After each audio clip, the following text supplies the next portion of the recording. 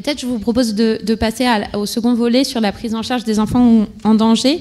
Je vais redonner la parole à Mylane. Du coup, je pense que ça vaut le coup quand même qu'on prenne le temps de vous présenter l'ensemble de cette partie-là.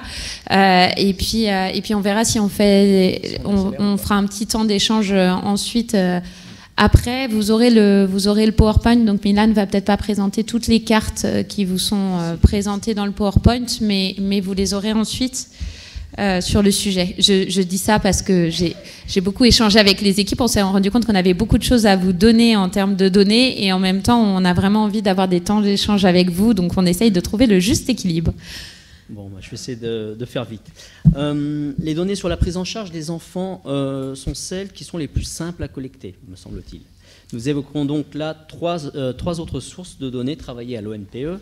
Donc, dans un premier temps, nous allons présenter quelques éléments sur la note relative aux enfants suivis en protection de l'enfance et dont la note paraît demain. Nous apporterons également quelques éléments sur la population des pupilles de l'État, avant qu'elle-ci termine notre présentation sur le dispositif Olympe et ses perspectives. Alors, donc, tout au long de la note qui paraîtra demain, donc la situation au 31 décembre 2020 est comparée à celle du 31 décembre 2010 pour donner plus de sens aux évolutions. Donc, ainsi, au 31 décembre 2020, ce sont 308 000 mineurs suivis en protection de l'enfance, soit un ratio de 21,4 pour 1000 mineurs contre 18,9 pour 1000 en 2010.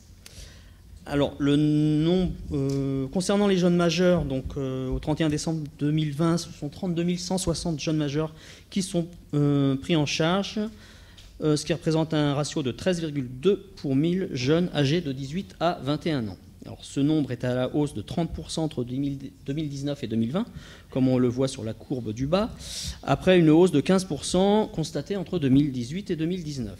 Alors, cette forte évolution s'explique principalement par des mesures exceptionnelles interdisant qu'il soit mis fin à l'accompagnement par les services départementaux de l'aide sociale à l'enfance, des jeunes majeurs et des mineurs émancipés pendant l'état d'urgence. On peut également penser que la crise économique et sociale, comme la situation fragile du marché de l'emploi, ont pu freiner l'insertion sociale et professionnelle des jeunes et peut-être conduit à prolonger certains accompagnements. Toutefois, cette augmentation s'explique également par le nombre d'arrivées importantes de mineurs non accompagnés sur le territoire français depuis 2016.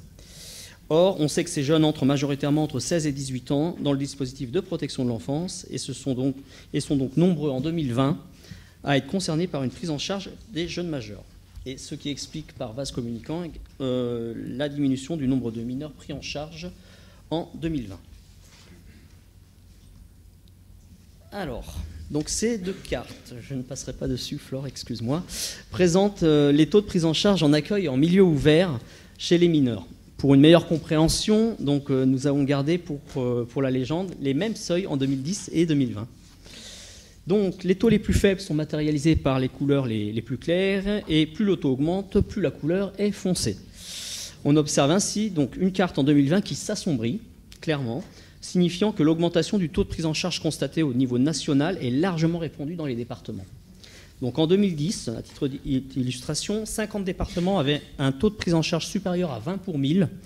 En 2020, ce taux est dépassé par 80 départements. Concernant les jeunes majeurs, de la même manière, le taux de prise en charge a encore plus fortement évolué. En 2010, donc, du coup, 34 départements avaient des taux de prise en charge supérieurs à 10 pour 1000. Et en 2020, ce taux est dépassé par 67 départements. J'ai fait vite. Alors, cette figure sur les modes de prise en charge donc, fait apparaître donc, un histogramme. En histogramme, donc l'évolution de la répartition entre mesures d'accueil et mesures de milieu ouvert, ainsi que l'évolution du nombre de mineurs pris en charge correspondant. Donc les courbes bleues et rouges qui correspondent aux histogrammes bleus et rouges. Alors au 31 décembre, au niveau national, concernant les mineurs, la distribution entre milieu ouvert et accueil est respectivement de 49,7% et 50,3% contre 52,3% et 47,7% en 2010. Donc ce constat confirme une tendance observée donc, depuis 2018, où l'accueil des mineurs est devenu majoritaire face aux mesures de milieu ouvert, même si l'évolution tend à être nuancée entre 2019 et 2020. On observe donc une évolution en deux temps, puisqu'entre 2010 et 2015, la répartition est similaire sur la période, avant de voir la part de mesures d'accueil prendre le pas et augmenter plus rapidement à partir de 2016. Donc cette évolution semble essentiellement imputable à l'augmentation des mineurs non accompagnés, croissante depuis 2015, puisqu'il passe de 14 800 à 41 200 au 31/12/2020. De plus, on peut dire que dans certains départements, des prestations alternatives, telles que des prestations ou mesures dites de placement à domicile, enregistrées comme des accueils, sont enregistrées comme des accueils, bien que l'intervention se passe à domicile. Et donc cette observation pourrait expliquer cette augmentation récente. Concernant les jeunes majeurs, donc la prépondérance de l'accueil comme mode de prise en charge s'est accentuée entre 2019 et 2020, puisque l'accueil représente près de 91% des prises en charge contre 83% en 2010. Là encore, le lien avec l'accueil des MNA devenu majeur peut être avancé. Concernant les modes d'accueil, donc au 31 décembre 2020, au niveau national, donc 41% des mineurs et des jeunes majeurs confiés vivent en famille d'accueil contre 54% en 2010, tandis que l'accueil en établissement est relativement stable, passant de 38 à 39% entre ces deux années. Et donc on constate que ces évolutions se sont faites au profit de l'accueil en logement autonome et de modes de prise en charge de placements alternatifs en augmentation, donc passant de 4% pour le premier à 7% et de 4% à 12% pour les placements alternatifs. Quelques mots sur les pupilles de l'État. Donc, depuis 2006, l'ONPE mène une enquête annuelle sur la situation des pupilles de l'État qui permet de suivre précisément l'évolution de cette sous-population d'enfants confiés. Au 31 décembre 2020, 3 464 enfants bénéficient du statut de pupille, un chiffre en augmentation de 7% par rapport à 2019. Rappelons qu'en 2007, au 31 décembre 2008, bon, ça n'apparaît pas sur la diapo, mais on avait atteint un niveau plancher au niveau du nombre de pupilles de l'État qui était de 2231 pupilles à cette époque-là, donc soit une augmentation de 57% par rapport à cette date-là. Alors cette augmentation est liée aux effets de la disposition aux dispositions de la loi de 2016 sur le changement de statut des enfants confiés, notamment à une montée en charge des décisions judiciaires de délaissement parental, comme le suggèrent ces deux camemberts, avec une proportion d'enfants admis sous cette condition qui est passée de 29% en 2010 à 51% en 2020.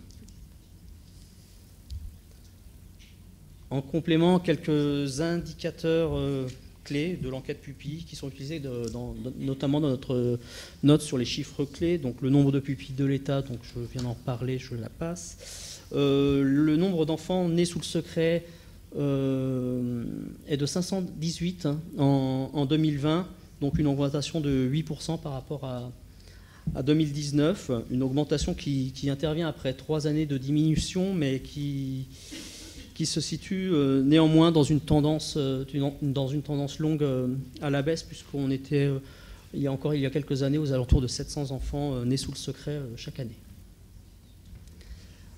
Concernant le nombre d'enfants pupilles adoptés, donc 587 ont été dénombrés en 2020. Là encore, c'est un chiffre qui est en baisse de 17% par rapport à 2019.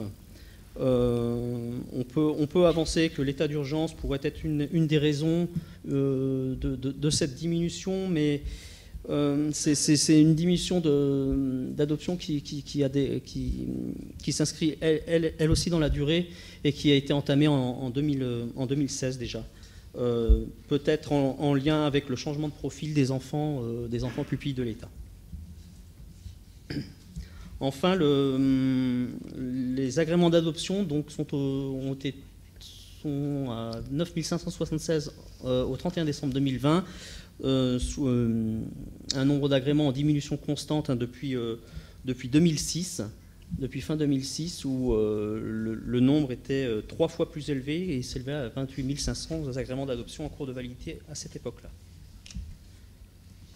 Enfin, juste un point sur la mise en place des CSEC dans les départements. Donc, on profite de l'enquête Pupille depuis quelques années pour faire un point sur la mise en place de ces commissions. Et au 31 décembre 2020, donc, on dénombre 71 départements qui ont une commission d'examen de la situation des enfants, parmi lesquels 55 ont été créés depuis la loi de mars 2016. Et actuellement, 22 sont en cours vont ouvrir très prochainement. Sur ce, je laisse la parole à Elsie pour la suite. Donc, dans la continuité des données qui sont disponibles sur les enfants protégés, nous avons le dispositif Olympe. Dispositif que vous connaissez très bien puisque vous êtes les grands acteurs de ce dispositif grâce aux données que vous nous transmettez annuellement. Et donc, le dispositif Olympe, qui est un système de collecte de données longitudinales, individuelles et nationales en protection de l'enfance, dont l'objectif est d'étudier les parcours des enfants qui sont suivis au titre de la protection de l'enfance, donc qui bénéficient d'une prestation administrative ou d'une mesure judiciaire, tout en mettant en relation ces parcours en fonction des motifs d'entrée en protection de l'enfance, du contexte de vie des enfants ou aussi en fonction de leurs caractéristiques socio-démographiques. Non. Plusieurs travaux sont pilotés par l'ONPE autour de ce dispositif en lien avec les départements. Entre autres, un groupe de travail sur des analyses longitudinales qui regroupe 3 départements ici présents dans la salle, dans les Côtes-d'Armor, le Finistère, le Vaucluse et la Dresse. Donc, l'objectif de ce groupe de travail est de mettre en place une première étude longitudinale. Et ce groupe de travail a commencé à travailler depuis 2017 sur la cohorte des enfants nés en 2012 dans les 3 départements que je viens de citer. Et de ce groupe de travail est née une première publication en 2018 sur le parcours de ces enfants suivis jusqu'à l'âge de 4 ans. Cette note a été actualisée en 2020 sur le suivi de cette même cohorte jusqu'à l'âge de 5 ans. Et ce groupe de travail a tenu 3 séances de travail durant cette année afin de travailler à l'actualisation de cette note pour pouvoir avoir un suivi jusqu'à l'âge de 9 ans des enfants de la cohorte 2012, dont une publication est prévue en 2023. De ce travail que nous savons très fastidieux, mais très passionnant aussi, et riche d'enseignements. Donc c'est le moment de remercier ces 3 départements qui, depuis le début, sont très investis dans ce travail. De ce groupe de travail est né quelques résultats. Et donc, ça a permis de mettre en lumière l'importance de la prise en charge précoce, puisque ce sont 3 à 5% de l'ensemble des enfants qui sont nés en 2012 dans ces 3 départements qui ont bénéficié d'au moins une prestation ou une mesure en protection de l'enfance avant leur 5e anniversaire. Et la principale mesure à l'entrée de ces enfants-là en protection de l'enfance est une intervention d'une TISF, sachant que ce résultat il est confirmé dans les 3 départements avec une spécificité pour le Finistère, où on se rend compte que les enfants qui sont de cette cohorte 2012, mais qui sont entrés entre 4 ans et 5 ans, bénéficient pour la plupart d'une mesure d'AEMO.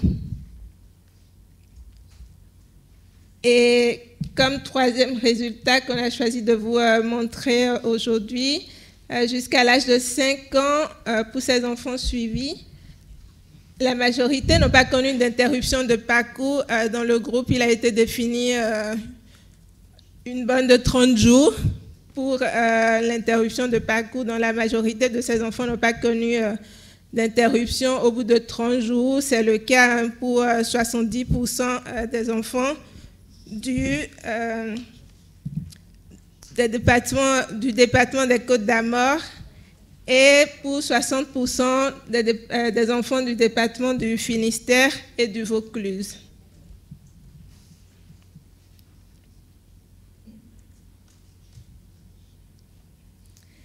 Alors, avant rapidement de parler des perspectives, je vais rapidement revenir sur l'historique du dispositif Olympe. Et donc, le dispositif Olympe, c'est important de préciser que ce dispositif est né à l'ONPE suite à un constat de manque de données en protection de l'enfance permettant de pouvoir suivre les parcours des enfants qui sont protégés depuis leur entrée en protection de l'enfance jusqu'à leur sortie. Et donc, l'ONPE, à l'époque ONED, a mis en place ce dispositif de suivi longitudinal des enfants protégés avec l'appui des partenaires institutionnels.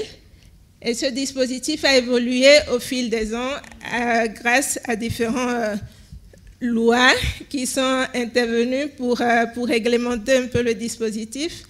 Donc, le dispositif a été inscrit pour la première fois dans la loi du 5 mars 2007 relative à la protection de l'enfance et suivi des décrets d'application et de différentes démarches de consensus afin de pouvoir redéfinir le périmètre d'observation de ce dispositif. Et donc, la loi de 2016 refonde, si je peux m'exprimer ainsi, le dispositif et élargit le périmètre d'observation aux jeunes majeurs, mais aussi à l'intégration des données relatives aux enfants qui sont suivis au titre de la protection judiciaire de la jeunesse, dont le décret d'application est apparu en juillet 2021. Donc concrètement, ce décret permet aujourd'hui de pouvoir nourrir la base Olympe avec des données issues de la DPJJ sur les enfants qui bénéficient d'une mesure de protection de l'enfance, mais aussi d'une mesure en protection judiciaire de la jeunesse.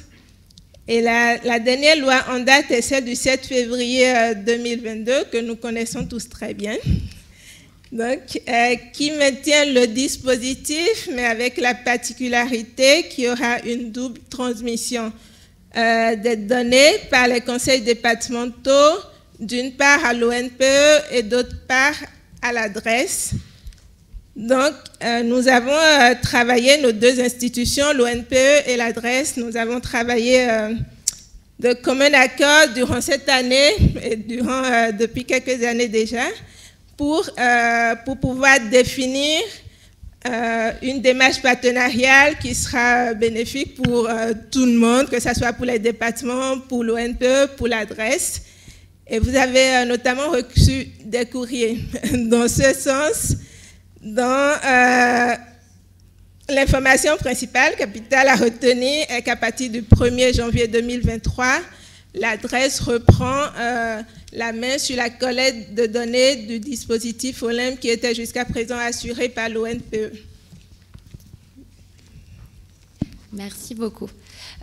Donc voilà, cette intervention globale. Et la loi parle de double transmission. D'ailleurs, je tiens à le dire ici pour qu'il n'y ait pas de malentendu. La loi parle de double transmission au NPE-DRES. Et évidemment, c'était un sujet pour nous parce qu'on sait à quel point le dispositif Olympe est lourd pour vous et à quel point la double transmission aurait pu compliquer les choses. Et évidemment, il ne s'agit pas de créer deux bases de données qui seraient concurrentes. Enfin, ça n'aurait pas de sens. Une exploitée à l'adresse et l'autre à l'ONPE. Donc les termes du partenariat qui ont été décidés et qui seront présentés dans le comité de pilotage début janvier du dispositif Olympe visent à ce que ce soit l'adresse. On va transférer, depuis 2021, on avait créé une base de données relationnelle, c'est-à-dire qu'avec tous vos fichiers, on l'avait mis dans une base qui marche par programme pour permettre d'étudier les parcours de manière beaucoup plus systématique et beaucoup plus séquencée.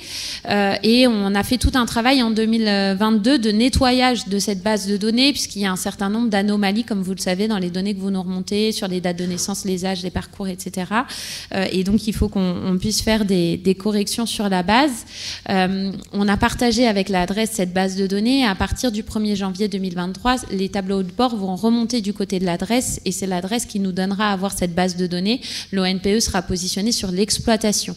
Parce que ce qu'on n'a pas réussi à faire aujourd'hui à l'ONPE et ce qu'on va pouvoir faire en 2023 avec ce partenariat adresse-ONPE, c'est regarder dans la base de données l'ensemble des départements ou l'ensemble des enfants pour lesquels on a des données depuis plusieurs années bien renseignées pour commencer avec cette base de données Olympe à avoir des études de cohorte qui seront, pour le travail que fera l'ONPE, des études de cohorte qui ne seront pas représentatives de la France entière, puisque vous savez que la base de données n'est pas aujourd'hui suffisamment renseignée pour qu'on ait des données représentatives au niveau national, mais l'adresse va s'y atteler. Et nous, on exploitera dès maintenant l'ensemble des données que vous nous avez renvoyées sur l'exemple de ce qu'on a fait de manière exploratoire dans le cadre de l'étude longitudinale avec les 3 départements.